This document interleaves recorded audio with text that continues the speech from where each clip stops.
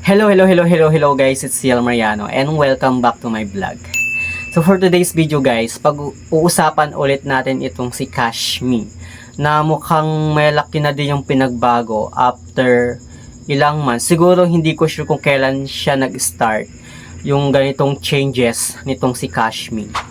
But it's been 2 months guys no nung nai-content ko siya dito sa ating channel, at kung hindi nyo siya mahanap sa video ko, ilalagay ko na lang guys yung link sa my description box para mabalikan natin kung ano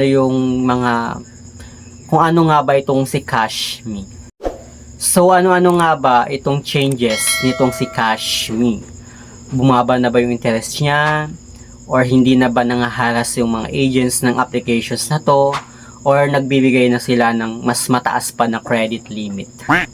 Kaya kung interesado kang malaman about these loan apps, please keep on watching. Okay, let's go.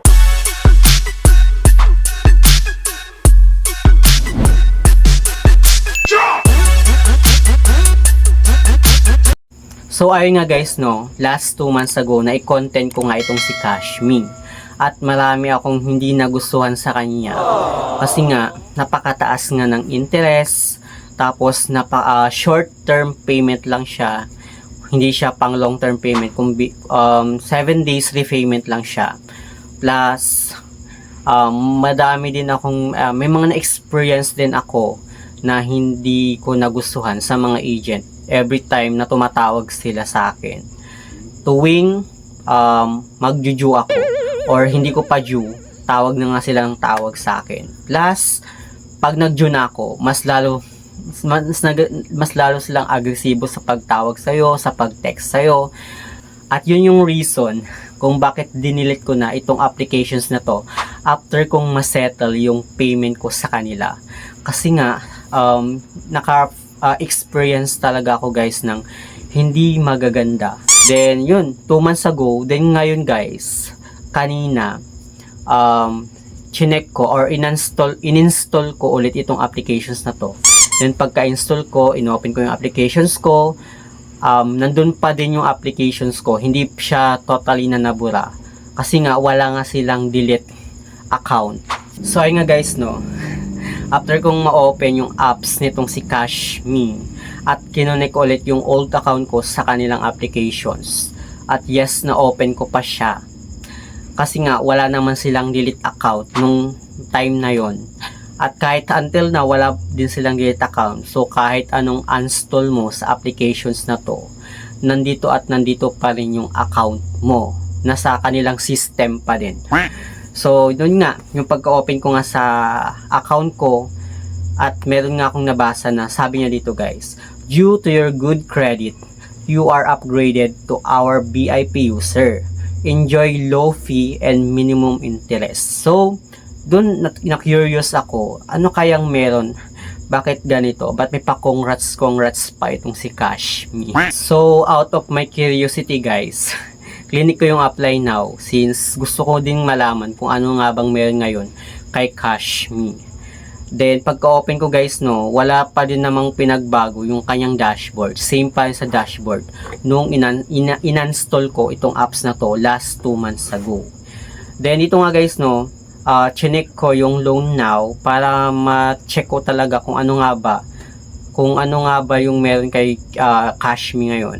Then, pagka-click ko lang loan now, mapupunta na nga ako dito sa withdrawal information, which is kailangan ko nga mag-provide ng bank account or e-wallet account kung saan madi-disburse nga yung amount na hihiramin natin kung sakaling mag-a-apply tayo ng loan sa kanilang applications.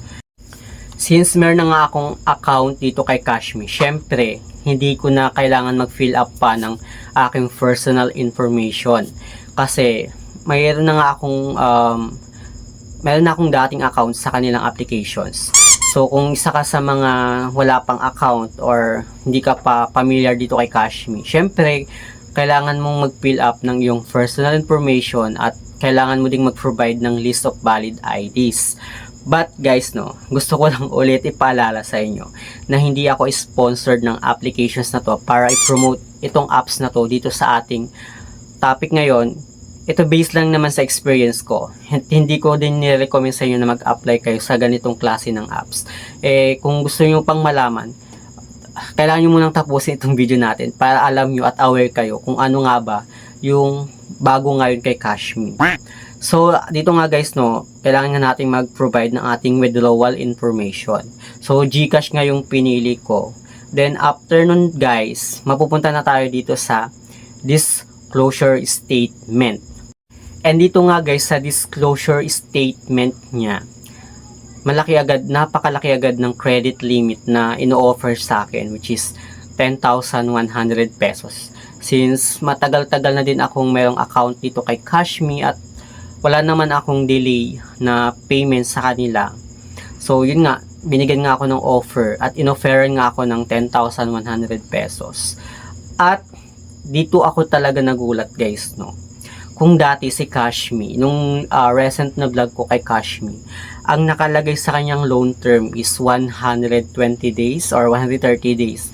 But, which is not true. Kasi, pag once na in-apply mo siya at kinonfirm mo yung applications mo dun sa kanila, dun nalalabas yung dark secret nitong apps na to. Hindi talaga siya totally na pang 120 days, kundi 7 days lang talaga yung payment niya noon. But now guys, no, hindi na nakalagay yung 120 days, kundi ang nakalagay na is 28 days na yung loan term niya. And dun nga guys, sa 28 days nitong loan term na binago nitong si Cashme, medyo naging okay na din siya kasi nga pang matagalan na din yung 28 days. Okay na din yon. But dito lang ako medyo na disappoint sa kanyang loan amount, which is kung ano yung offer sa'yo, halimbawa 10,100 yung offer sa'yo, hindi mo na siya pwedeng babaan or hindi mo na siya pwedeng i-low. Lalo na kung kailangan mo lang naman is 3,500, hindi mo na siya pwedeng babaan. Kundi, yun na yung mismo, kung ano yung offer sa'yo nitong apps na to, na credit limit, yun lang yung pwede mong i-loan. At dito nga guys, no, at pinaka nakaka-disappoint lang din dito kay Cashme. Kahit sabihin natin na nagbago na siya, hindi na siya pang 7 days, kundi pang 28 days na din siya. Pang 28 days na siya. Pero dito nga guys, no, sa 10,100 pesos na hihiramin mo, if ever, bali dito nga guys, no, sa kanyang loan amount is 1,100 pesos nga guys, no. Then yung may service fee siya na 1,010 pesos. Tapos meron pa siyang management fee na 303 pesos at transfer fee to GCash is 80 pesos yung kakaltas doon.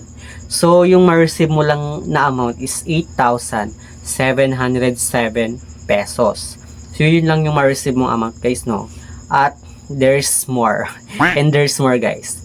Then dito nga guys, no, meron si Cashme na interest na 2,828 pesos.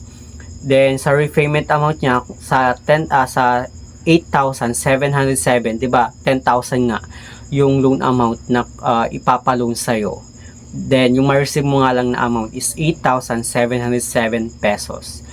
Pero yung repayment amount niya or yung ibabalik mo sa kanilang applications is 12,928 pesos.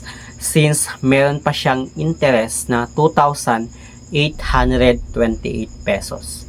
So, yun lang guys yung medyo nakaka-disappoint pa din kay Cashme. Napakalaki pa din ng interest niya at hindi pa din yun makatarungan so far. Kaya pag-isipan nyo munang mabuti guys, no, bago kayo mag-apply sa ganitong klase ng apps. Kahit sabihin na natin guys na legit na nga yung 28 days niya at yun yung changes nitong si Cashme, hindi pa rin siya recommended kasi nga napakalaki ng kanyang interest at napakalaki din ng kanyang kaltas. Pero nasa inyo pa rin guys kung mag-a-apply kayo sa ganong klase ng apps.